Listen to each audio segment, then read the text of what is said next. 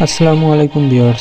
কেন্দ্রীয় নেতাদের উপস্থিতিতে বাদ-আনুবাদে জড়ালেন কেন্দ্রীয় যুবলীগের সাধারণ সম্পাদক মইনুল হোসেন নিখিল ও ঢাকা মহানগর উত্তর আওয়ামী লীগের সাধারণ সম্পাদক এস.এম. মান্নান কোচি। গেল বৃহস্পতিবার রাজধানীর তেজগাঁও ঢাকা জেলা আওয়ামী লীগের ভবনে দলের সমন্বয় বৈঠকে এই ঘটনা ঘটেছে। এই সময় দলের সাধারণ সম্পাদক ও সেতু মন্ত্রী ওবায়দুল কাদের সহ কেন্দ্রীয় নেতারা উপস্থিত ছিলেন। কোটা সংস্কার আন্দোলনকে ঘিরে সহিংসতা ও নৈরাজ্য প্রেক্ষাপটে দলীয় কর্মকৌশল ঠিক করতে আওয়ামী লীগের ধারাবাহিক বৈঠকের তৃতীয় দিনে এসব হয়।